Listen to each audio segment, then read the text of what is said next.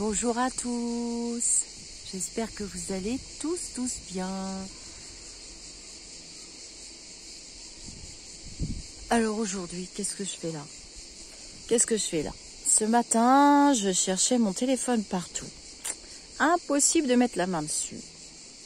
Donc, souvent, je range mon téléphone dans un endroit précis.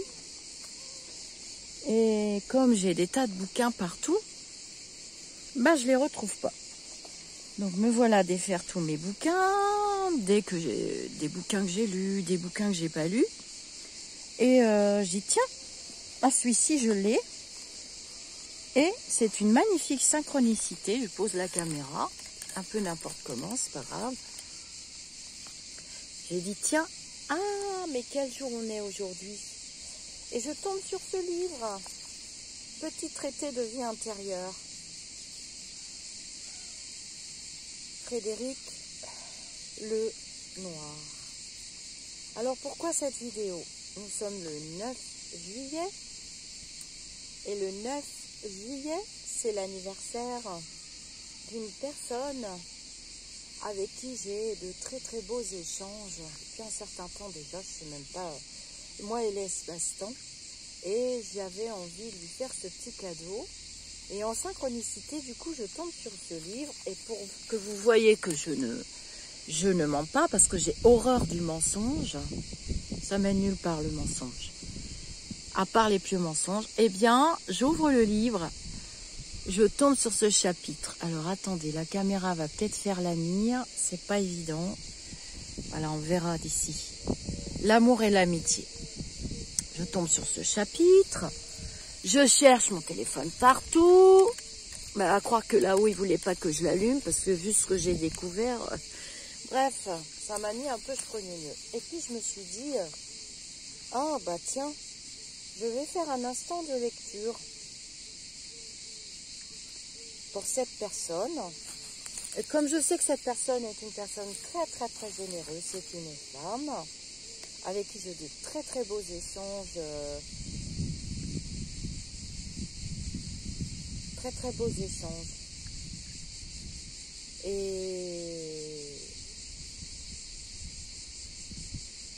Et voilà. Donc en synchronicité, je tombe sur ce passage. J'ai commencé à le lire avec mon café.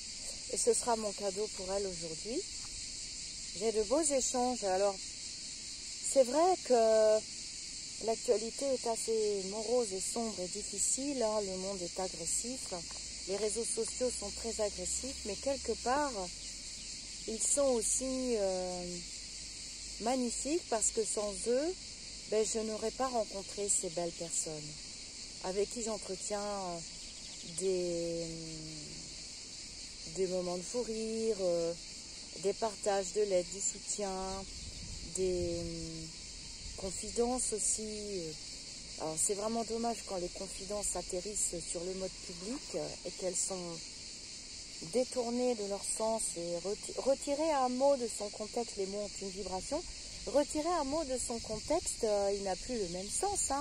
Un mot voilà, c'est l'intention qui est derrière qui compte. On peut avoir l'intention de dire la vérité. On peut avoir l'intention de nuire. On peut avoir l'intention de faire du bien. C'est l'intention finalement qui nous guide aussi. Après, il y a les vibrations, la peur, les doutes et la haine. L'intention.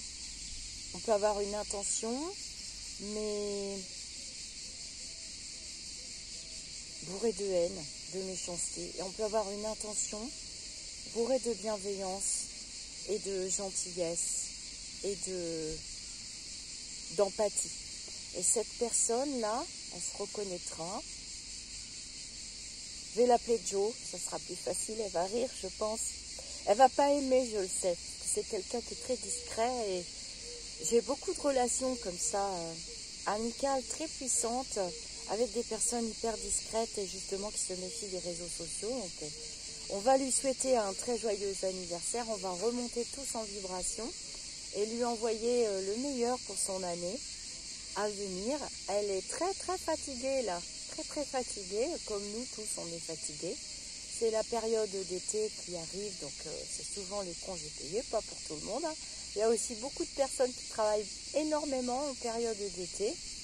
Et moi, j'ai la chance de pouvoir suivre mon mari et de profiter de merveilleux décors comme celui-ci. Et puis on retourne chez nous, et puis il repart en mission, et ainsi de suite. Alors, du fond du cœur, je vous souhaite un très joyeux anniversaire, Joe. Et je vais vous lire cet extrait de livre que j'ai reçu en synchronicité. Je vous jure que c'est vrai, je jure à tout le monde que c'est vrai ce matin en cherchant mon téléphone portable.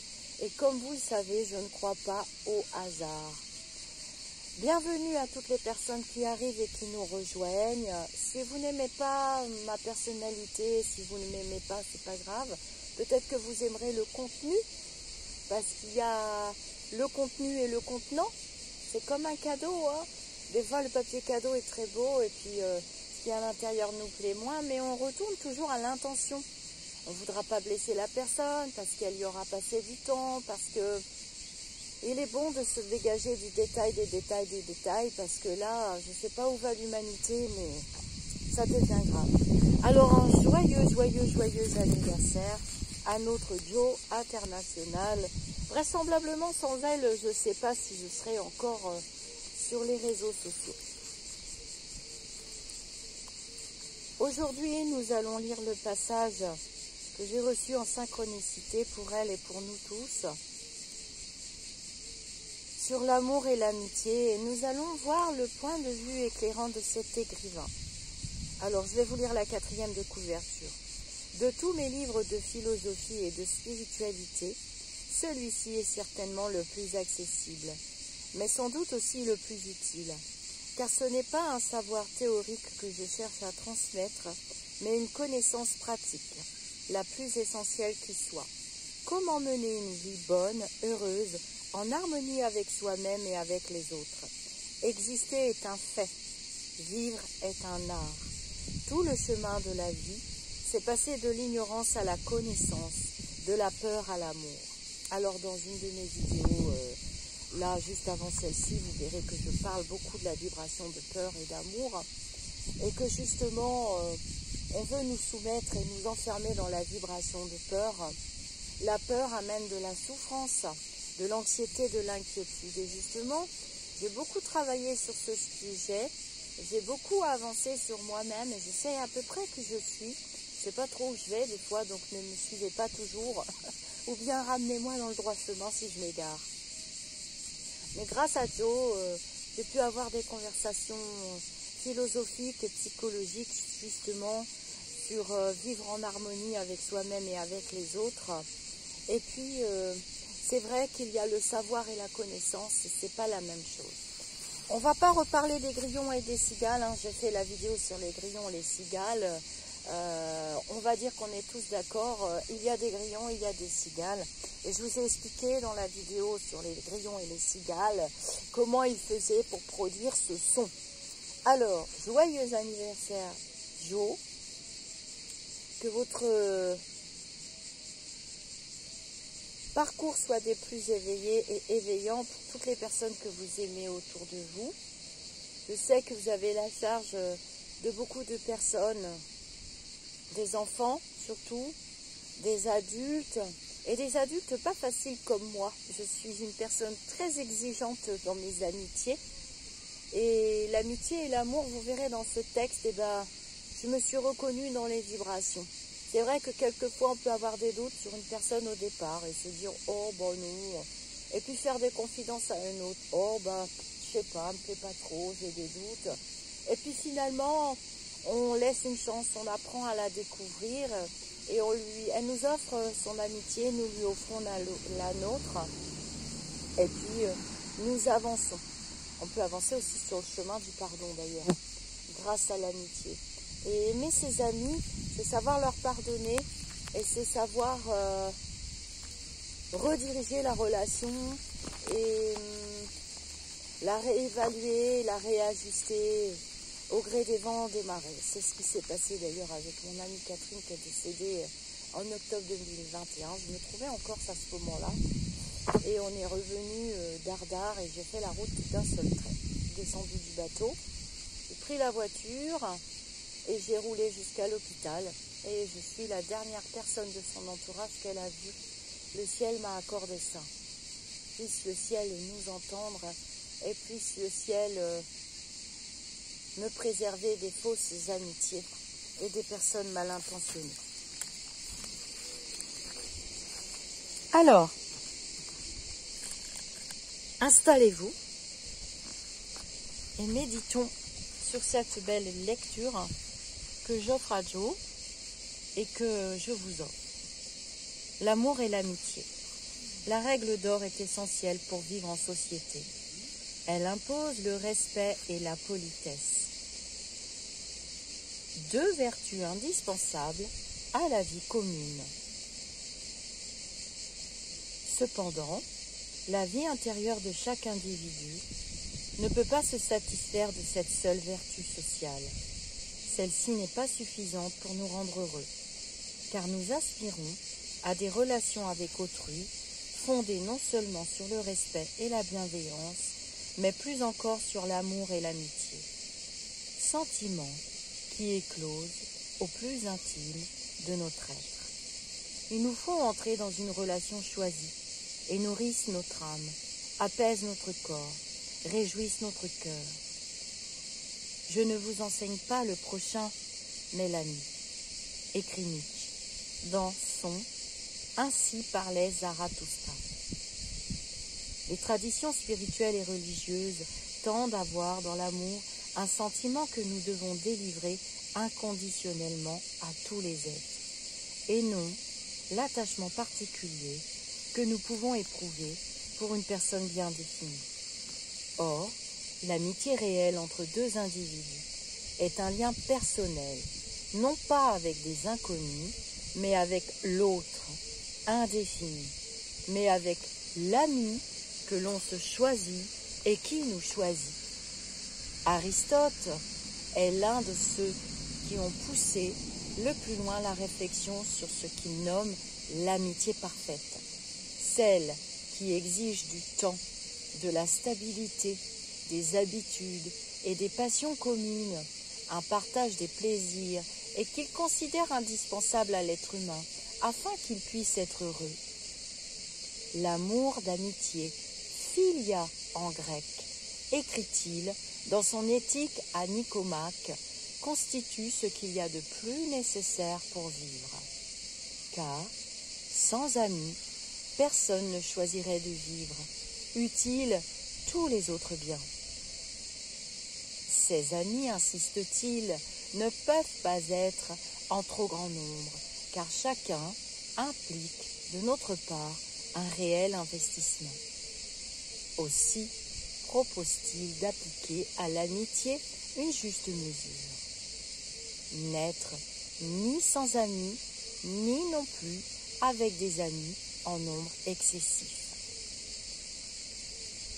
L'ami, le vrai, n'est ni celui que l'on croise de temps en temps à l'occasion d'un dîner, ni un camarade parmi d'autres avec qui l'on peut se distraire épisodiquement.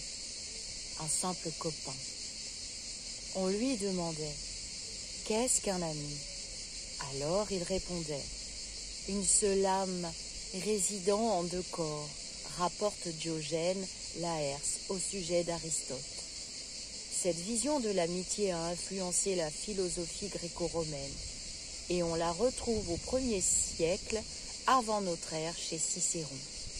L'essence de l'amitié consiste en ce que plusieurs êtres ont une même âme. L'ami, c'est donc une sorte d'âme sœur, dirions-nous aujourd'hui, un être avec qui nous nous comprenons immédiatement, dont la présence nous fait du bien et avec lequel nous avons des projets communs qui nourrissent notre relation et l'aident à grandir.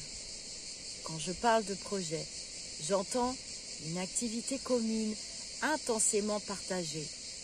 Cela peut être une passion, le cinéma, la musique, la pratique d'un sport, la littérature, la philosophie ou même la construction d'un foyer. Je reviendrai plus loin sur la nécessité, la nécessaire amitié qui doit sous-tendre l'amour des époux. On choisit cet ami avec qui on regarde ensemble dans la même direction. Comme le dit si bien Saint-Exupéry dans Terre des Hommes. Alors je fais une petite aparté. Dans les vidéos, ça doit être dans Élégance spirituelle. J'ai commencé à vous faire des lectures de ce livre de Terre des Hommes. Je ne sais plus si c'est Terre des Hommes ou Vol de nuit. Je ne m'en rappelle plus. Bon, bah vous verrez bien dans la playlist. Il ne nous est pas imposé comme l'est notre famille. On lui donne tout naturellement une place particulière dans notre vie. Sa présence à nos côtés devient comme une évidence. On ne peut guère expliquer les raisons de cet attachement, si ce n'est par une étrange communion des âmes.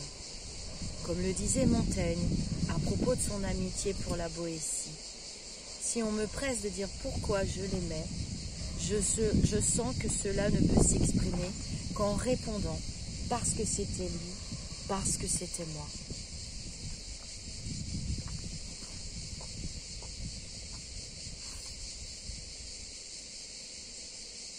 Une dimension essentielle de l'amitié, explicitée par Aristote, est la réciprocité. Il n'y a en effet de réelle amitié que si elle est réciproque. Nous et l'ami que nous nous sommes choisis devons tirer le même plaisir de notre relation, partager réellement émotions et sentiments, sans que l'un se force à entretenir cette relation seulement pour faire plaisir à l'autre. Une amitié bancale n'est pas une vraie amitié, et c'est aussi ce qui la distingue de la règle d'or, qui n'implique pas nécessairement de réciprocité. On hérite de sa famille, et on choisit des amis. Excusez-moi, il y a des gens qui passent.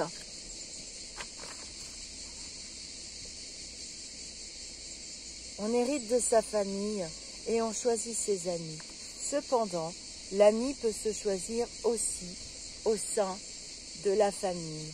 C'est le frère et la sœur avec qui nous entretenons une relation particulière, privilégiée, à qui l'on aime confier ses joies et ses peines.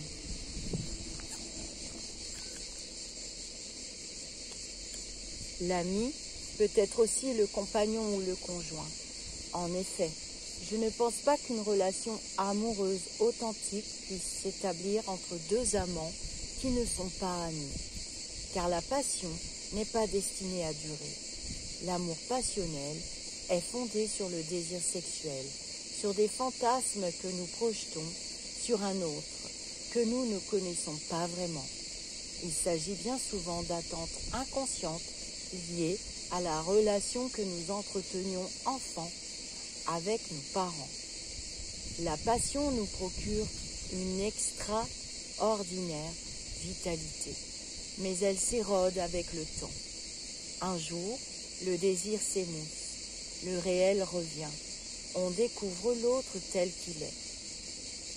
S'il était aussi un ami, la passion cède la place à une relation tout aussi forte, celle de l'amitié parfaite, que chante Aristote, et qui est au fondement du réel, l'amour, puisqu'elle est la rencontre avec un autre soi-même, qui a pour rôle de fournir ce qu'on est incapable de se procurer par soi-même.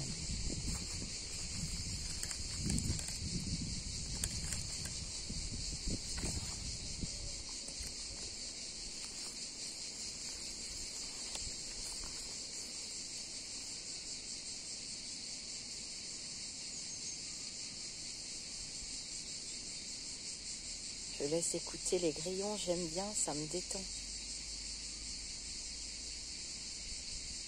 L'amour d'amitié constitue en effet une double expérience de similarité et de complémentarité. Nous nous aimons parce que nos âmes se ressemblent et nous nous aimons aussi parce que l'autre nous apporte ce qui nous manque et que nous ne pouvons nous donner à nous-mêmes. Mon expérience m'a permis d'apprendre la justesse de l'analyse aristotélicienne.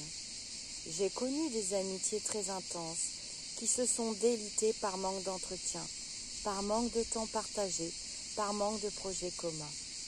D'autres amitiés n'ont plus éclore parce que les sentiments n'étaient pas réciproques. Jamais sans être vraiment aimé en retour ou inversement. J'ai également compris combien l'amitié était nécessaire dans une relation amoureuse. Plusieurs passions ont fini par se dissoudre dans le conflit ou l'ennui parce qu'elles ne s'étaient jamais enracinées dans une amitié vraie. La lecture de Platon dès l'adolescence m'avait pourtant bien éclairé sur le caractère ambigu du désir amoureux. Je devais avoir 14 ans quand j'ai lu Le Banquet, où Socrate parle avec Aristophane de l'amour et lui explique ce qu'on n'a pas, ce qu'on n'est pas, ce dont on manque. Voilà les objets du désir et de l'amour. Socrate explique le caractère ambivalent de l'amour, dont les mystères lui furent révélés par une femme, Diotime. L'amour, Eros, dit-il, est un désir puissant, un daimon, qui peut conduire au meilleur comme au pire, à l'état brut et non éduqué. Il peut mener jusqu'au crime. Combien de viols ou de meurtres sont le fruit d'une passion amoureuse dévorante et non maîtrisée. En revanche, ce même amour peut mener l'âme au meilleur, la contemplation divine. L'âme, explique Socrate, s'attache d'abord à l'état d'un corps. Lui-même ne dissimulait pas son admiration pour la perfection des éphèbes qui l'entouraient et qui, malgré sa laideur, étaient subjugués par lui. D'un corps en particulier, l'âme étend ensuite son amour à tous les beaux corps, puis elle découvre une harmonie supérieure, celle des âmes, et s'attache à elle. S'élevant encore plus, elle s'attache à la beauté de la vertu, des sciences, et enfin au terme de ce long parcours initiatique au bien et au beau suprême, qui sont d'essence divine et qui seuls peuvent pleinement nous combler. Si un jour tu parviens à cette contemplation, tu verras que cette beauté est sans commune mesure avec l'or, les atours, les beaux enfants et les beaux adolescents, dont la vue te bouleverse à présent, lui explique Diotime. Vous êtes prêts à vous priver de manger et de boire pour contempler vos bien-aimés et jouir de leur présence. À ce compte, quel sentiment pourrait éprouver un homme qui parviendrait à contempler la beauté en soi, simple, pure, sans mélange, celle qui est divine dans l'unicité de sa forme. Il y a donc pour Socrate une échelle de l'amour, cette force irrationnelle qui s'empare de nous, partant des éléments les plus matériels pour arriver à une autre substance chantée par les mystiques de toutes les traditions spirituelles. Dieu ou le divin ineffable. Lorsque vous aimez,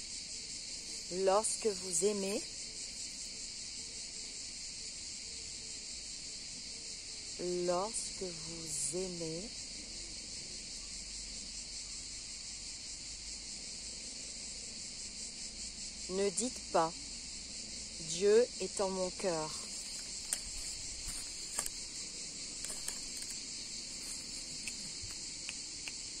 Ne dites pas « Dieu est en mon cœur », dites plutôt « Je suis dans le cœur de Dieu »,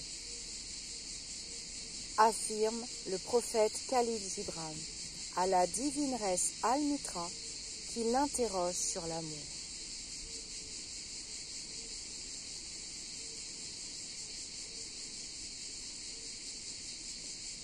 Alors je fais une petite parenthèse, j'ai fait pas mal d'instants de lecture dans Élégance spirituelle sur Khalil Gibran, justement sur ce très beau livre que j'ai avec moi partout, Le Prophète.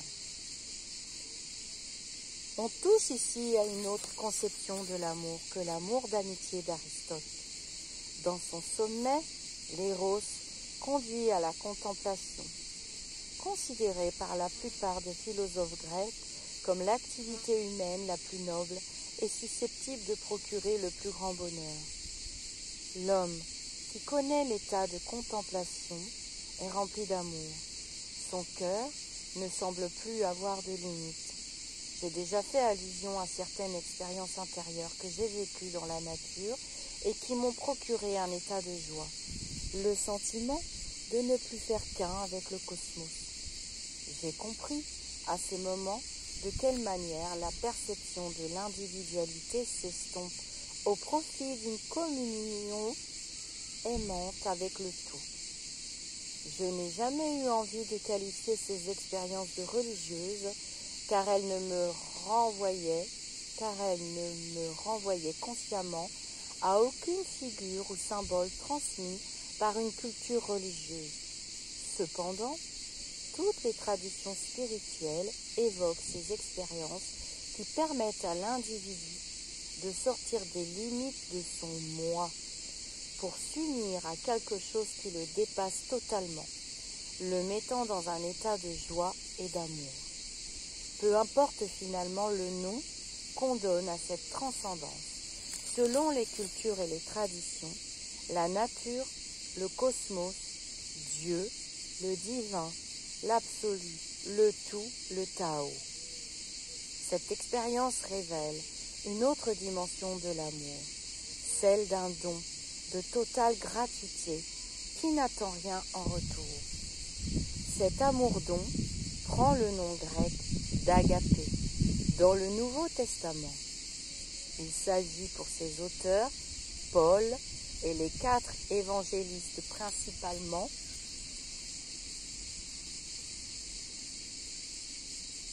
de rendre compte de l'amour gratuit que Dieu a pour les hommes et du même amour désintéressé qu'il demande aux hommes d'avoir les uns pour les autres. Cet amour s'apparente à l'amitié des philosophes, en ce qu'elle implique de don de soi et de désir du bonheur de l'autre. Mais il s'en distingue de 2 manières. Il n'exige pas la réciprocité et il n'est pas focalisé sur une personne en particulier, mais sur le prochain en général et même sur le monde. En cela, il ressemble à la règle d'or. Toutefois, tandis que celle-ci est un principe moral dans lequel la dimension affective est peu ou pas du tout présente, l'agapé est un véritable amour qui engage tout l'être. On aime l'autre de tout son cœur. C'est de cet amour dont parle Jésus lorsqu'il dit à ses apôtres, à la veille de sa mort, « Comme je vous ai aimé, vous aussi, aimez-vous les uns les autres. » Ce qui montrera à tous les hommes que vous êtes mes disciples. C'est l'amour que vous aurez les uns pour les autres. On retrouve au sein de la tradition bouddhiste cette notion d'amour inconditionnel, élargie à tout être vivant, karuna, la grande compassion active. Contrairement à la compassion maitri, sorte de bienveillance qui ressemble à la règle d'or, avoir du respect pour tout être vivant. La notion de grande compassion s'est développée au fil des siècles au sein du bouddhisme pour devenir la vertu cardinale du grand véhicule, Mahayana. Elle ressemble à l'amour christique, puisqu'elle aussi appelle à donner sa vie pour les autres et à renoncer à la jouissance de la libération suprême, le nirvana, afin de continuer d'aider ceux qui souffrent en étant prisonniers du cycle incessant des renaissances, le samsara, pour les guider jusqu'à la libération. J'ai rencontré cet amour chez des êtres comme Mère Teresa, l'abbé Thiers ou le Dalai Lama. Bien qu'ayant des traits de caractère très différents, tous 3 m'ont impressionné par l'extrême attention qu'ils portaient à l'autre, quel qu'il soit, riche ou pauvre, et par leur implacable détermination à soulager la souffrance de tous ceux qui les approchent. À mon humble niveau, j'ai vécu une expérience très forte en Inde, dans une léproserie et un mouroir tenu par les sœurs de Mère Teresa. J'ai déjà expliqué que ce désir de consacrer quelques mois de ma vie aux plus pauvres était certainement, inconsciemment, motivé par mes propres blessures, qui me rendaient particulièrement sensible à la souffrance des autres. Cette expérience m'a toutefois permis de réaliser combien le fait de prendre soin des êtres en très grande détresse remplit le cœur de celui qui donne. C'est là que j'ai non seulement compris, mais aussi vécu cette parole de Jésus rapportée par Paul. Il y a plus de joie à donner qu'à recevoir. Telle fut l'intuition formidable de l'abbé Pierre quand il a fondé l'association Emmaüs. Remettre debout des êtres brisés par le biais de soins à d'autres encore plus brisés. On connaît cette phrase devenue célèbre, véritable acte fondateur d'Emmaüs, dite par l'abbé Pierre à Georges, un ancien détenu qui avait perdu toute raison de vivre et qui voulait se suicider. Au lieu de mourir, Georges, viens m'aider à aider. Si nombre de spirituels ont parlé de cet amour-don, rares sont les philosophes qui ont tenté de l'analyser ou d'en chercher un fondement rationnel. Parmi ceux-ci, je citerai le philosophe et talmudiste Emmanuel Levinas. Cet homme, exceptionnel tant par ses qualités humaines que par la profondeur de sa pensée, a été mon professeur de philosophie à l'université de Fribourg. Il a aussi marqué mon itinéraire intellectuel, notamment par son apport très original à l'éthique, à travers la notion du visage. L'altérité se dévoile à travers le visage. Le dénuement et la vulnérabilité d'un visage nous rendent responsables d'autrui.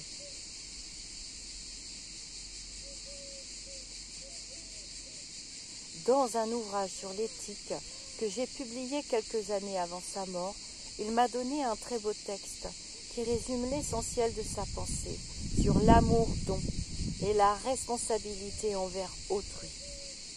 Il se termine ainsi. C'est cette rupture de l'indifférence, la possibilité de l'un pour l'autre qui est l'événement éthique. Dans l'existence humaine, interrompant et dépassant son effort d'être, la vocation d'un exister pour autrui plus fort que la mort. L'aventure existentielle du prochain importe au moi avant la sienne, posant le moi d'emblée comme responsable d'autrui. Responsable, c'est-à-dire comme un unique et élu, comme un « je » qui n'est plus n'importe quel individu du genre humain. Tout se passe comme si le surgissement de l'humain dans l'économie de l'être renversait et le sens et l'intrigue et le rang philosophique de l'ontologie. L'en, alors ça s'écrit L'-E-N, soit de l'être, persistant à être, se dépasse dans la gratuité du hors de soi pour l'autre, dans le sacrifice ou la possibilité du sacrifice, dans la perspective de la sainteté. Alors il y a un petit astérix et c'est tiré d'un écrit de Frédéric Lenoir, Le temps de la responsabilité, édition Fayard 1989. Alors, voilà pour la fin de ce petit chapitre que je dédie donc à Jo et que je reconnais totalement. Je comprends la synchronicité parce que ce livre, en fait, de temps en temps, Jo m'offre des cartes d'une célèbre marque et je vais m'acheter des livres avec son don. Vous êtes très nombreux à me faire des cadeaux et il y a aussi des personnes qui sont pas qui ne parlent pas sur la chaîne spécialement, qui sont très discrètes. Elle fait partie de mes discrets Et oui, elle m'offre de son temps. D'ailleurs, en amitié, alors je rejoins complètement le texte et puis je vais vous dire quelque chose après. Par rapport au couple. Par rapport au couple, donc je pense aussi que ça va l'interpeller, le passage évidemment, hein, pas besoin de discuter. Longtemps avec cette personne, parce que cette personne justement, nous avons souvent débattu et philosophé, j'aime beaucoup philosopher avec mes amis. C'est pour ça que j'ai plutôt des amis, comme le dit le passage où on partage un but commun. Hein, j'ai des amis dans le milieu du sport, dans le milieu de la musique, dans toutes sortes de milieux. Et on partage une passion commune. Et dans ces liens d'amitié que j'ai avec Jo, on aime beaucoup philosopher justement sur l'âme humaine et sur l'amour-amitié. Et souvent, je me suis entendue lui dire que Beaumarchais avait dit ne choisis pour femme, je ne sais plus à qui il parlait, on va retrouver la citation quelque part, c'est facile avec Google maintenant et les autres réseaux de recherche, les moteurs de recherche. Ne choisis pour femme que celle que tu aurais choisie pour amie si elle avait été un homme. Bon, ça peut s'appliquer aussi aux couples qui ne sont pas hétérosexuels, bien entendu. On peut mettre la phrase à tous les genres. L'important, c'est le contenu. Et c'est important aussi d'y mettre la forme en amitié. Hein. Important, le respect. Donc, vraiment, l'amitié est nécessaire dans une relation amoureuse aussi. Et ce sont deux sentiments qui sont vraiment très proches, comme il l'explique en début de chapitre. Et comme il parle de Socrate dans le banquet, c'est exactement ça.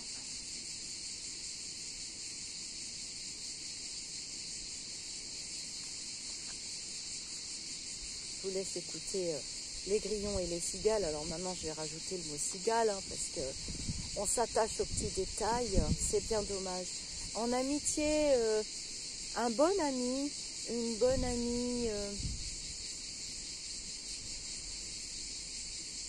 vous pouvez avoir peur aussi pour votre ami, et lui dire les choses, et quelquefois même vous fâcher tout rouge. C'est le principe de l'amitié et quelquefois ça recadre bien les choses aussi. Et l'amitié, c'est un sentiment. L'amitié en réciprocité, ou comme il l'explique, c'est un don de soi aussi, c'est un don de son temps. On donne de son temps à l'autre et on n'attend pas forcément quelque chose en retour. D'ailleurs, Jo n'attend jamais rien et vice-versa. J'attends pas spécialement quelque chose d'une amitié. On attend tous quelque chose d'une amitié ou de l'amour. Évidemment, ça demande un investissement au niveau de la fidélité. S'il y a trahison, s'il y a tromperie,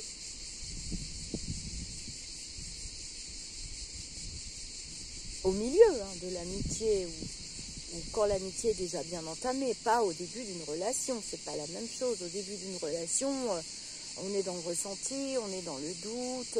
D'ailleurs, on ne peut être trahi et trompé que par des gens qu'on aime et que par des gens qu'on apprécie.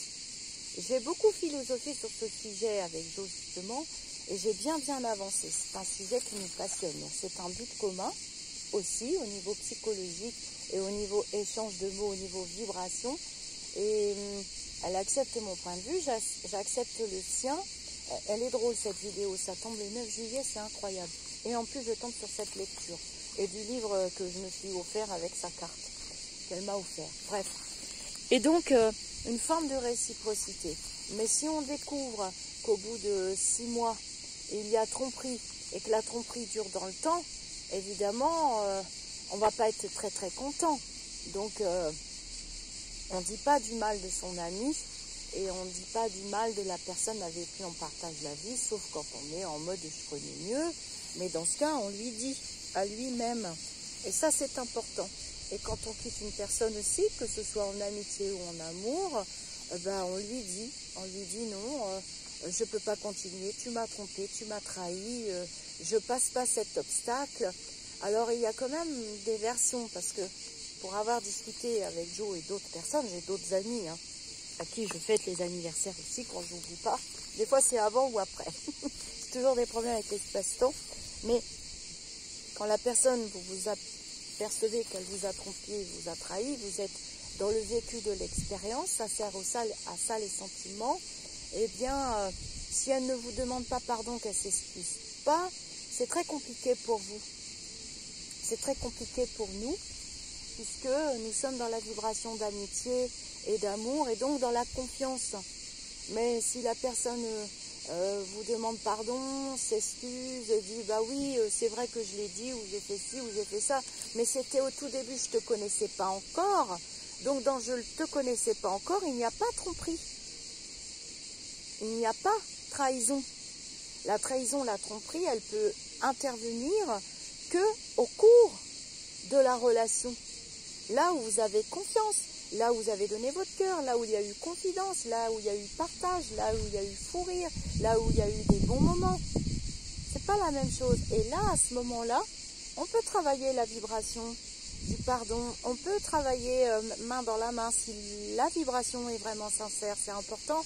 On a beaucoup parlé du pardon avec Jo et avec d'autres amis que j'ai qui sont du même niveau vibratoire. C'est pareil, on s'accorde aussi beaucoup par vibration. Hein. Rien ne nous empêche de nous accorder par vibration avec des personnes qui sont psychologiquement plus élevées et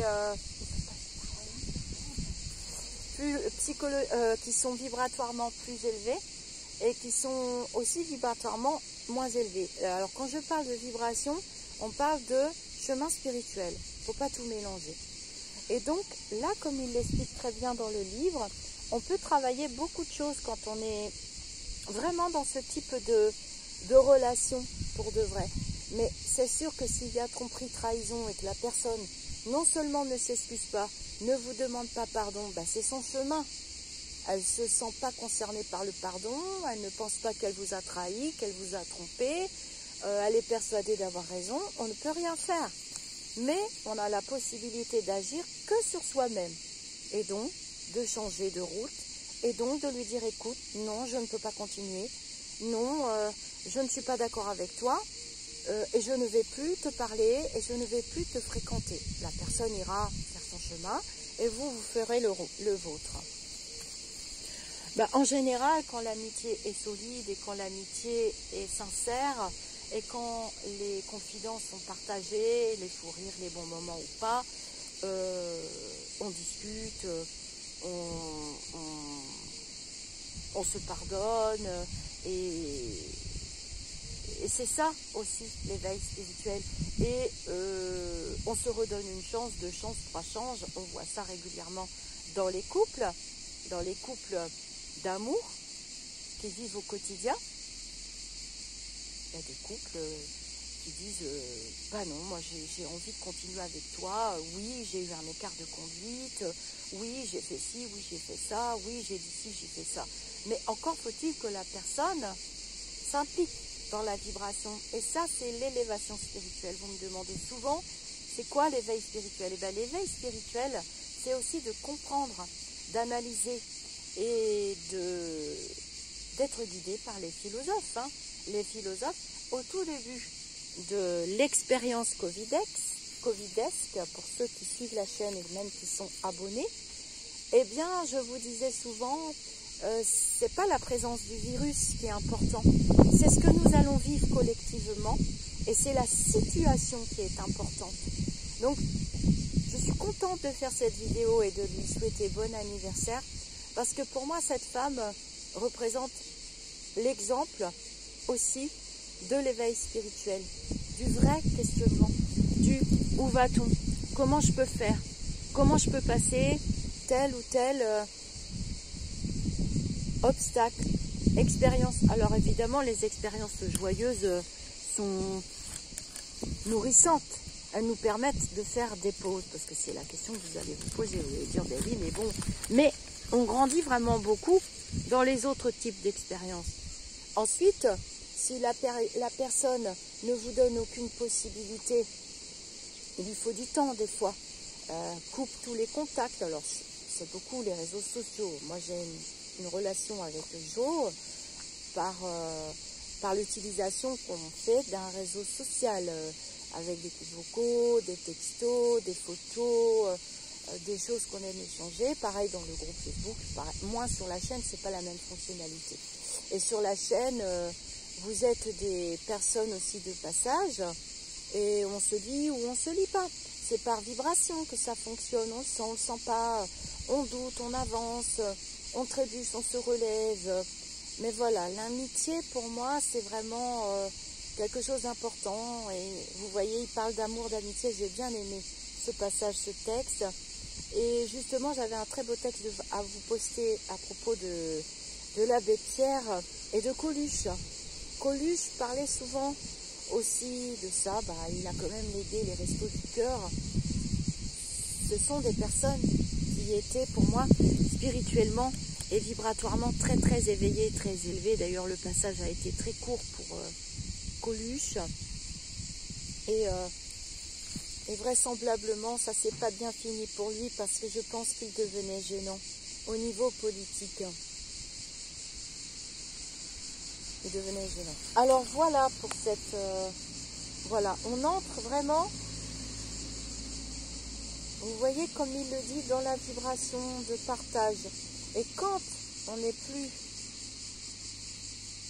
aligné, centré et ancré dans une relation, on ne peut pas changer l'autre. On ne peut pas le forcer à continuer avec vous. On ne peut pas le forcer à vous pardonner, à s'excuser. On ne peut pas. Mais on peut réajuster ses voiles et partir dans une autre direction. Ensuite, on n'est pas responsable du comportement de l'autre. S'il plonge dans la souffrance, s'il plonge dans la haine, dans la méchanceté, s'il utilise la relation qu'il a eue avec vous pour se venger ou pour être méchant, on ne peut rien faire. On ne peut rien faire. Alors les autres tours peuvent intervenir. Les autres tours peuvent lui faire prendre conscience. C'est ce que m'a expliqué, c'est des échanges que j'ai eus aussi. On peut prendre conscience. On peut lui dire. On est dans une société où chacun peut agir à son niveau. Chacun d'entre nous, à notre niveau, on peut travailler et amener à travailler en collectivité. C'est ce que nous a transmis le maître Omra Mikhaël Ivanov. Vous avez beaucoup de canalisations que j'ai fait pendant ces 3 ans et demi à partir de ces lectures, et ensuite je vous livre les enseignements. On appelle ça des canalisations, appelez ça comme vous voulez. Et ça, avec Jo, on en a fait beaucoup en privé. Et j'aime beaucoup nos échanges. Et oui, c'est une personne qui est devenue importante dans ma vie. Et c'est vraiment ce type de personne qui nous aide à travailler sur nous et dont je ne souhaiterais jamais être séparée. Voilà. Il y a des personnes... après, le destin se charge de nous, de faire vivre l'expérience ou pas. Et elle peut nous séparer, comme avec mon amie Catherine, de diverses manières. Et vous voyez, il dit que cette expérience est celle d'un don de totale gratuité qui n'attend rien en retour. Quand la personne attend quelque chose en retour, vous êtes utilisé. Mais à un moment donné, vous allez vous en rendre compte et vous en apercevoir. Et une vraie vibration, amour, amitié, l'autre ne doit pas vous utiliser. Il y aura toujours du conditionnel sur le plan terrestre. L'amour inconditionnel n'existe pas sur le plan terrestre. Il est toujours conditionnel, sauf pour certaines personnes qui sont venues remplir une mission spirituelle pour les humains. Comme il l'a cité, Frédéric, pour Mère Teresa, Coluche, l'abbé Pierre, et il y en a plein d'autres encore, Jésus, le prophète, et d'autres prophètes qui se sont incarnés, qui ont été de passage et qui nous ont légué des enseignements spirituels. Alors attention, je ne me considère pas du tout ni comme un gourou. Vous êtes libre d'y croire ou de ne pas y croire. Je vous livre des synchronicités, des lectures, je vous livre des instants de ma vie, je vous livre des relations que je partage telles que je veux les partager, pas tel que l'autre veut que je sois. Ça, c'est pas possible dans une relation. L'autre doit vous laisser libre de ne pas être qui il veut. Là, attention, dans les personnes qui s'inscrivent en tant que... les personnes qui sont sur YouTube, souvent nous décrit comme des influenceurs ou des influenceuses. Et j'ai horreur de ce terme. Je ne suis pas youtubeuse, je n'aime pas ce terme. Et je n'aime pas le mot influenceur et influenceuse. Malheureusement, certaines se considèrent comme des justiciers et des justicières et deviennent influenceurs, influenceuses et vous influencent pour faire du mal et pour servir leur propre dessein uniquement. Faites attention à ça. On doit rester vraiment dans des vibrations de bien. C'est très important pour cette année. Alors là, on est en 2023. Je ne sais pas quand est-ce que vous tomberez sur cette vidéo. Et ça fait quand même depuis l'épisode covidesque qu'on essaye de comprendre et de se hisser et d'analyser et d'aller vers ce qui convient le mieux à l'humanité. C'est urgent de travailler toutes ces vibrations pour de vrai. Ça ne sert à rien de faire semblant, ça ne sert à rien. Et il a vraiment parlé d'agapé. Cet amour-don prend le nom grec d'agapé dans le Nouveau Testament. Et il a parlé de Paul. Il s'agit pour ses auteurs, Paul et les 4 évangélistes principalement, de rendre compte de l'amour gratuit de Dieu que Dieu a pour les hommes et du même amour désintéressé qu'il demande aux hommes d'avoir les uns pour les autres. Cet amour s'apparente à l'amitié des philosophes, en ce qu'elle implique de don de soi et de désir du bonheur de l'autre. Mais il s'en distingue de 2 manières. Il n'exige pas la réciprocité et il n'est pas focalisé sur une personne en particulier, mais sur le prochain en général et même sur le monde. Voilà. Donc, l'agapé, c'est vraiment un véritable don de soi, une véritable vibration d'amour qui engage tout notre être. Et c'est pour ça que j'aime être sur YouTube et avec vous pour échanger, tout simplement. Et je n'y gagne rien, ou presque, à part avoir fait des belles rencontres, par exemple avec Joe. Alors, on va lui redire bon anniversaire, il commence à y avoir du bruit dans la rue. On va lui re-souhaiter un très très bon anniversaire. Alors, je me souhaite une très très longue amitié avec elle. Et être un bon ami, une bonne amie, c'est être aussi présent. Et pas compter son temps tout le temps. Attention, on ne parle pas des vampires, évidemment, on ne parle pas de conditions, là. On parle de véritables vibrations. Je lirai avec plaisir tous vos commentaires, surtout pour toutes les belles personnes qui sont présentes et qui seront de passage sur cette vidéo, qui en profiteront pour lui envoyer de belles ondes aujourd'hui et lui souhaiter un magique et magnifique anniversaire. Et je vous dis namasté, Jo. J'espère que cette vidéo vous plaira et qu'elle ne vous mettra pas mal à l'aise. Et oui, il y a des amis avec qui je dis vous pendant longtemps et j'en ai plusieurs. C'est une forme de respect. Vous savez que ma grand-mère, vous voyez ses parents. À l'époque, on disait vous. Bon, maintenant, on dit tu. On dit même tu à la maîtresse. On dit tu. Bon, on fait comme on peut. Mais il y a des personnes avec qui j'ai de grandes relations et avec qui on se vous voit. Donc, c'est pour ça que je dis vous. Je vous dis namasté. Et je vous dis à très bientôt. Il y aura d'autres instants de lecture de cet auteur que j'aime énormément. Je sais que vous êtes nombreux et nombreuses à aimer cet auteur. Il y aura, si j'ai pas trop d'entraves sur la chaîne, parce que là franchement c'est vrai que c'est fatigant, heureusement que j'ai mes amis en privé. Il y aura des projets pour la rentrée, pour la chaîne, avec des invités. J'ai programmé des dates avec des invités, des personnes avec qui j'entretiens des discussions en privé que j'ai choisi d'inviter. Et d'autres que je vais recontacter parce que du coup j'avais tout laissé un petit peu en plan. Il y a eu beaucoup d'histoires là chez les influenceurs, les influenceuses, les justiciers, les justicières.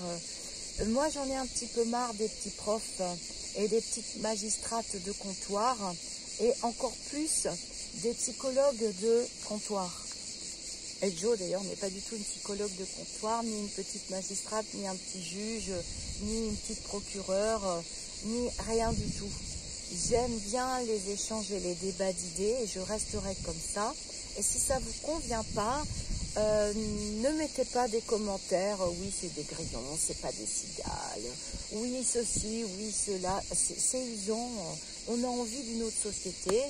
Et bien avec des amis comme Joe, j'ai envie de construire cette nouvelle société. Et si ça ne vous convient pas, et ben ce sera tant pis. Après, on ne peut pas non plus rentrer dans l'anarchie.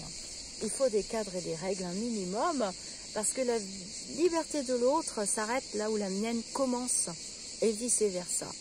Et l'éveil passe aussi par le respect de l'autre. Et bien entendu, pas de mensonge en amitié, sauf si c'est un pieux mensonge pour éviter l'horreur à notre ami, évidemment. Aimer son ami, c'est aussi savoir lui dire les choses. Mais quand votre ami vous dit non, il y a tromperie, trahison, moi je peux pas, j'y arrive pas, bah qu'est-ce que vous voulez faire? L'ami ne peut pas être ami avec vos ennemis. Ça, c'est pas possible, ça. Ou alors, j'ai pas compris quelque chose en amitié et en amour. Il ne peut pas défendre vos ennemis, parce qu'on a tous des ennemis. D'ailleurs, on ne peut être trahi que par des gens qu'on aime. Les autres, on s'en méfie, c'est instinctif. Nous sommes des mammifères. Si vous découvrez que votre ami est devenu super ami avec votre ennemi, je vous assure que vous n'allez pas être content. Mais ça, c'est votre expérience. Vous allez vous l'approprier. Et ça, je vais beaucoup travailler avec Joe. Non, c'est pas possible. On ne peut pas être ami avec quelqu'un qui est super ami avec vos ennemis. C'est très compliqué. Alors à ce moment-là, on n'est pas amis. On peut être copain, copine ou avoir une relation éventuellement professionnelle ou autre. Moi, j'empêche personne d'être ami avec un tel ou un tel. Mais je ne suis pas obligée de rester amie avec ces personnes-là. Voilà. L'amitié, il l'a expliqué dans le chapitre, c'est avoir des buts communs. C'est avoir des buts communs et c'est partager des pensées communes, Bien sûr qu'on n'est pas tous pareils, évidemment. C'est notre différence qui fait notre richesse. Et c'est pas grave si vous ne m'écoutez pas ou si vous ne croyez pas, parce que c'est normal. On est libre, mais on est nombreux à vouloir partager ces vibrations. Mais c'est compliqué. C'est compliqué. L'utilisation d'un réseau social, j'arrête pas de le dire, ça peut devenir vraiment quelque chose de beau, mais ça peut devenir une arme de destruction aussi. Et c'est vraiment dommage.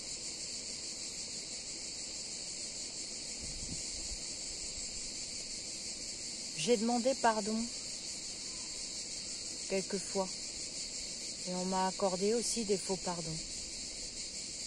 J'ai demandé pardon.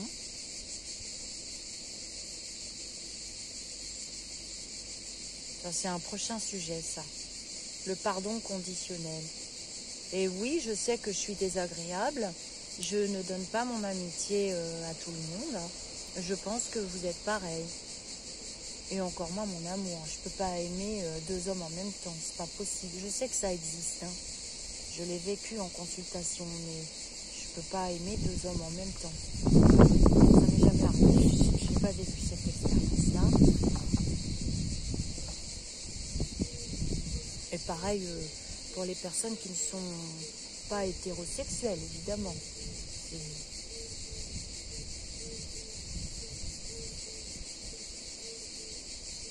On en est encore à avoir des discussions sur l'homosexualité, l'hétérosexualité, Les blancs, les blacks, les jaunes, les beurs, les verts, les musulmans, les bouddhistes, les juifs, les athées, les agnostiques, les chrétiens, les catholiques. Enfin bref, on en est encore là alors qu'on est à l'ère du Verseau et on est censé être en période d'éveil. Je ne suis pas parfaite, hein, loin de là. Mais au moins, voilà, Jo, elle m'accepte. Et quelquefois, elle n'est pas d'accord avec moi et elle le dit, hein, parce qu'elle a une très forte personnalité. Voilà mes amis d'ici ou d'ailleurs. Je lui souhaite un très bel anniversaire. Je sais que sa maman va beaucoup lui manquer aujourd'hui. Mais peut-être que c'est elle, hein, qui m'a amené vers toutes ces synchronicités ce matin. Et pendant 2 jours, je me disais, pourvu que j'oublie pas, pourvu que j'oublie pas, pourvu que j'oublie pas, pourvu que j'oublie pas. Et je vous dis, hein, je vous répète, je sais à peu près qui je suis, et en tout cas, je sais ce dont je ne veux plus. Ça, je sais. Ça, j'ai des certitudes absolues sur des choses que je ne veux pas, plus. J'ai viré de ma vie. Et je ne sais pas toujours très bien où je vais. Et vous n'êtes pas du tout obligé de me suivre. Et comme dirait Philippe, vous pouvez aller voir sa chaîne. Je ne vous demande pas d'y croire. Namasté mes amis, d'ici ou d'ailleurs. Et c'est pas important que ce soit des cigales ou des grillons, d'accord? L'important c'est le contenu de la vidéo. Ok. Bon anniversaire Jo.